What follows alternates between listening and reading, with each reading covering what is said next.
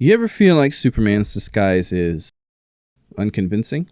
I was like, the thing that I just don't really know how to reconcile in myself is the glasses, because the glasses have always bothered me. As a kid, they bothered me because I don't have that much suspension of disbelief to believe that, they're two different people. Well, so does DC Comics, which is why they tried to make it more plausible. Another thing that I want to say I love was the hypno glasses. Oh my God, that was what a great that's explanation. Canon in the comics. Is it? I didn't know that. I thought you came up with it. It's kind of been forgotten, but that's from the comics. Welcome to the Review Desk. I'm Desmond Kerk, and today we'll see why Superman's glasses are the perfect disguise. Superman debuted in 1938.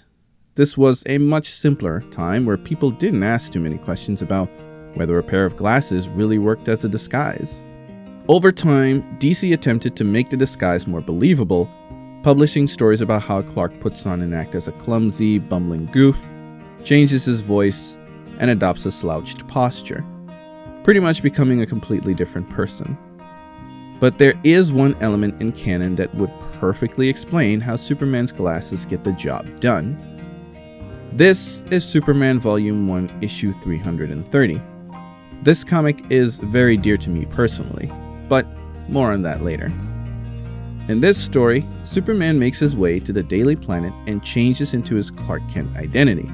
Unfortunately, mid-change, he's caught by Lana Lang and Martin Corda, both also Daily Planet employees. Clark's shirt is unbuttoned, revealing his Superman costume, but he still has his glasses on. By all accounts, this should be it, right? But much to his surprise, Lana just keeps referring to him as Superman and asks why he's suddenly wearing glasses.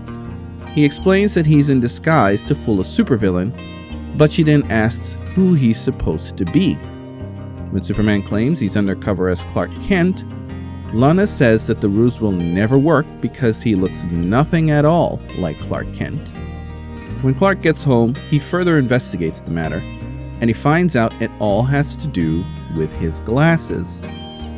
Baby Kal-El was sent to Earth in a rocket. When he was a teenager, Clark used some of the glass from the rocket's windshield to fashion himself a pair of spectacles.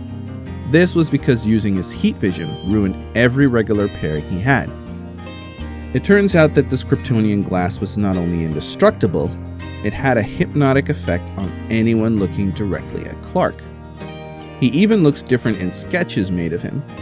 The effect also extends to recorded media, so any pictures and videos of Clark will render him the way the hypnotic effect wants him to be seen. And I was sitting with Tom King, the comic book writer. He said, there's an answer for that in the comics. It's canon that they're hypno glasses, that they hypnotize people. So it seems like a wild story, I know. It was published in 1978 after all. But nevertheless, it's canon that Superman's glasses are much more effective at hiding his identity than you think. And it's no surprise that he fell back on it, since in today's world of increased surveillance, social media, facial recognition, and pretty much any random person being able to snap a pic with a cell phone, people won't easily believe the efficiency of just putting on glasses. As for the comic itself, it presents enormous sentimental value to me personally. Characters like Superman, Batman, Spider-Man, they're so popular that most of us can't remember the first time we were introduced to them. They've just always been there. But I do remember that the very first superhero comic I read was Superman issue 330. An issue stuck with me because of the interesting story about the glasses. I was actually finally able to track down and purchase a copy earlier this year. This issue will always mean a lot to me, as it introduced me to the amazing world of superhero comics. And the fact that the story within is being used as reference for the new Superman film makes me geek out more than just a little. Thanks for watching. Please subscribe.